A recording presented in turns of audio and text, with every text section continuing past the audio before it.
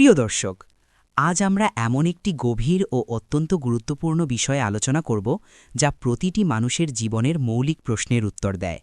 সেটি হল, রুহের জগতে আমরা কেমন ছিলাম এবং মৃত্যুর পর আমাদের আত্মা কোথায় থাকবে।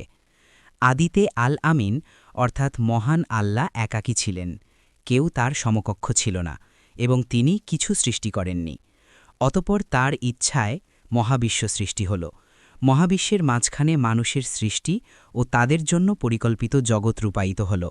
মহাপরিকল্পনা অনুযায়ী আল্লাহর রহমতে সমস্ত মানুষের রূপ তৈরি করা হল। এই আত্মাগুলো অর্থাৎ রুহগুলো যেখানে বাস করত তাকে আলামে আরওয়াহ বা রুহের জগৎ বলা হয়। ইসলামী বিদ্বানদের মতে আল্লাহ তাআলা মানুষের জন্য 4টি আলাদা আলাদা জগৎ নির্ধারণ করেছেন। সেগুলি হল 1. আলামে আরওয়াহ বা রুহের জগৎ, 2. দুনিয়ার জগৎ, 3. আলামে বারজাখ বা কবর জগৎ, 4. আখিরাত বা পরকালের জগৎ। মানুষের জীবনের প্রতিটি ধাপ এই 4 জগতের সঙ্গে গভীরভাবে সম্পর্কিত এবং প্রত্যেককে এই 4 জগৎ পার করতে হয়। আমরা প্রথমে আলামে আরওয়াহতে ছিলাম, তারপর দুনিয়ার জগতে আসলাম, একদিন এই দুনিয়া থেকে বিদায় নিয়ে আলামে বারজাখে যাব, আর পরিশেষে আখিরাতের জগতে প্রবেশ করব। আজকের আলোচনায় আমরা এই জগৎগুলো সম্পর্কে বিস্তারিত জানার চেষ্টা করব ইনশাল্লাহ। রুহের জগৎ কি? আলাম আরবি শব্দ, যার অর্থ জগৎ বা বিশ্ব, আর আরওয়াহ হল রুহ শব্দের বহুবচন, অর্থাৎ আত্মাগুলো। সুতরাং আলামে আরওয়াহ অর্থ হল আত্মার জগৎ। প্রচলিত অর্থে এটিকে আত্মার বাসস্থান হিসাবে বোঝা হয়। মহান আল্লাহ রব্বুল আলামিন মানুষের জন্য সেই জগৎ সৃষ্টি করেছেন যেখানে রুহ অবস্থান করত। দেহের আগেও সেখানে আত্মাগুলো ছিল। সেখানকার কোনো শারীরিক আকার ছিল না, না কোনো নির্দিষ্ট আকৃতি ছিল। আল্লাহ রব্বুল আলামিন প্রথমে রুহ সৃষ্টি করেছেন। এরপর তিনি সমস্ত রূপ একত্রিত করে রুহদের জিজ্ঞাসা করলেন, আমি কি তোমাদের পালনকর্তা না? তখন রুহগুলি এক বাক্যে উত্তর দিল, অবশ্যই আপনি আমাদের প্রভু। এটি পবিত্র কোরআনের এক ঐতিহাসিক ঘটনা। আল্লাহ বলেন, তোমার পালনকর্তা কে? তারা বলল, আমাদের পালনকর্তা আল্লাহ।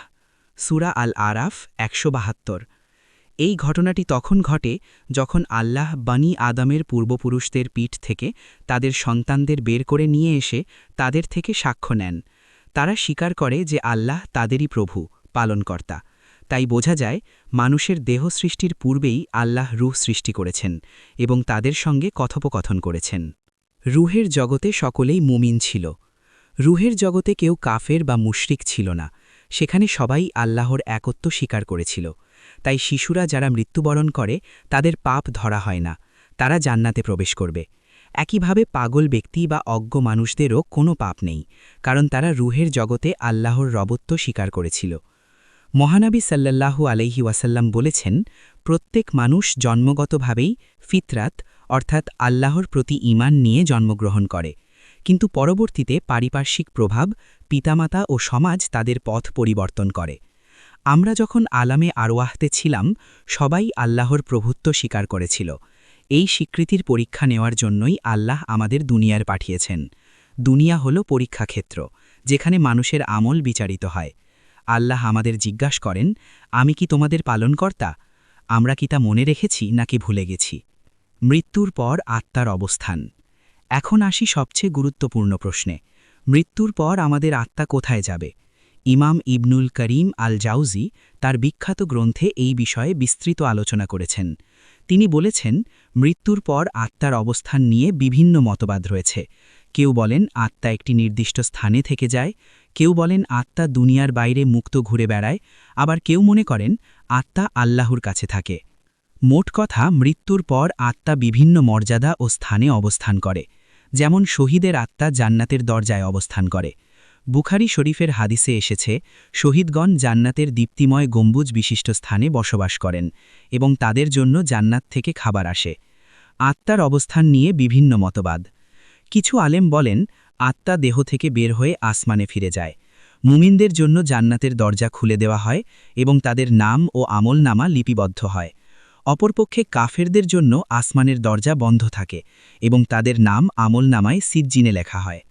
শাইখুল ইসলাম ইবনে তাইমিয়া বলেন, সহি হাদিস থেকে প্রমাণিত হয়েছে মৃত্যুর পর আত্মা দেহে ফেরত আসে, কিন্তু এটি দুনিয়ার জীবনের মতো নয়, বরং এটি অন্তর্বর্তী অবস্থা। তবে এর প্রকৃতি আমরা ভালোভাবে বুঝতে পারি না। রুহের প্রথম জগৎ বা আলামুল আরওয়াহ।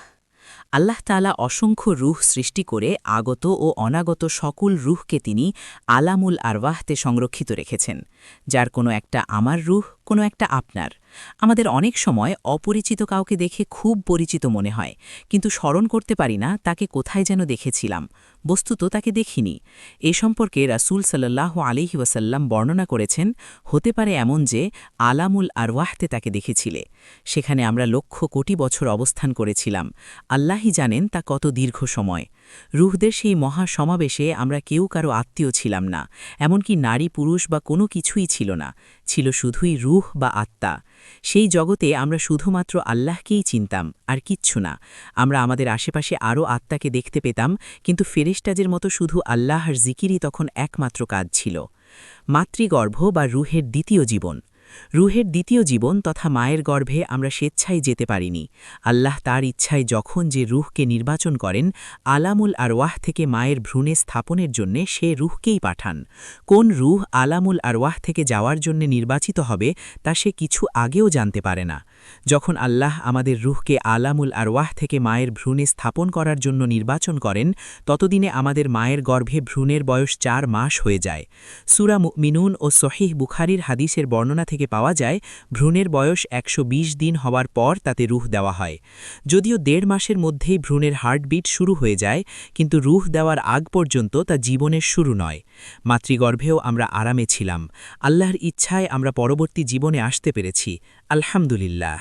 রুহের তৃতীয় জীবন বা দুনিয়ার জিন্দেগি। আদম আলাইহিসসালাম ও হাওয়াকে দুনিয়ায় প্রেরণের সময় মহান আল্লাহ বলে দিয়েছেন তিনি দুনিয়ার জীবন দিয়েছেন, এতে তাদের মৃত্যু হবে এবং মহান আল্লাহের কাছেই আবার ফেরত যেতে হবে।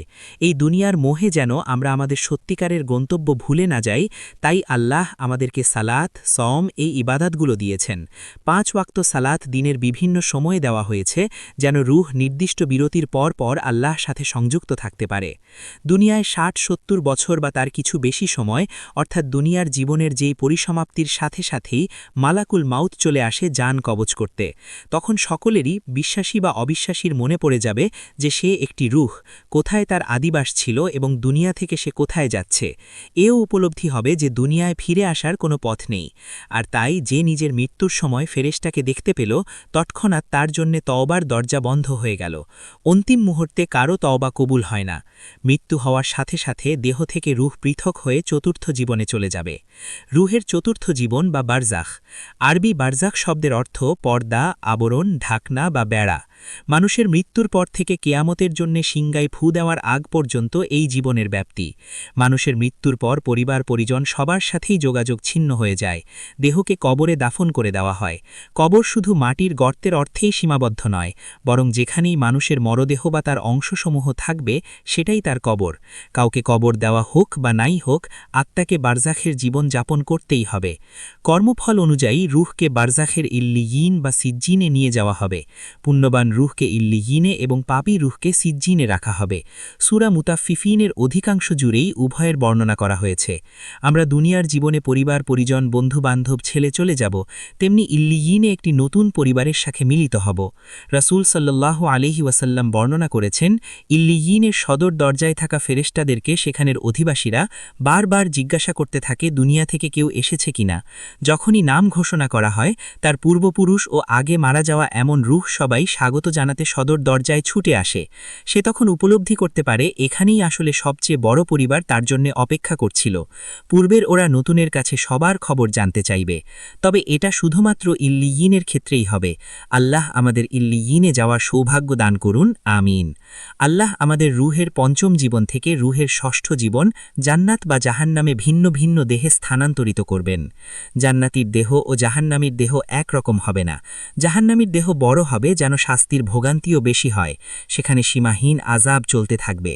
আল্লাহ আমাদের ক্ষমা করুন এবং এ থেকে আমাদেরকে রক্ষা করুন, আমিন। ঈমানদার কেউ জাহান্নামে গেলেও শাস্তির মেয়াদ শেষ হলে জান্নাত পাবে। জান্নাতে যাওয়ার আগে তাকে মা উল হায়াতের পানি ঢেলে পরিশুদ্ধ করা হবে। এটা মানুষকে অনন্ত হায়াত দিবে। আল্লাহ একটি নতুন সুন্দর দেহ দিবেন, যা কোনো চোখ দেখেনি, কোনো কান বর্ণনা শোনেনি এবং কোনো হৃদয় কখনো কল্পনাও করেনি। জান্নাতে আমরা সবাই উৎসব মুখর সময় কাটাবো, খাওয়া এবং গল্পে মশগুল থাকবে। এ সম্পর্কে বিশদ বর্ণনা কুরআনে পাওয়া যায়। তাদের জন্য রয়েছে নির্দিষ্ট রুজি, ফলমূল এবং নেয়ামতের উদ্যানসমূহ। তারা সম্মানিত, তারা মুখোমুখি হয়ে আসনে আসীন থাকবেন।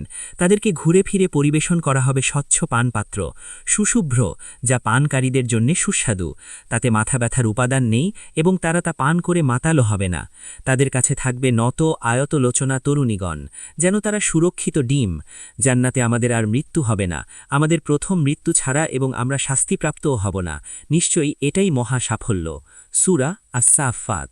মূল কথা, আমরা দুনিয়ার যা কিছুকেই সাফল্য ভাবি না কেন, চূড়ান্ত সাফল্য হচ্ছে বারজাখে আরামে থাকা, হাসরের মাঠে রাসূল সাল্লাল্লাহু আলাইহি ওয়াসাল্লামের সান্নিধ্য পাওয়া এবং জান্নাতে আল্লাহ সাক্ষাৎ লাভ করা। সুবহানাল্লাহ। আল্লাহ আমাদের সকলকে জান্নাতের ভাগীদার করুন, আমিন।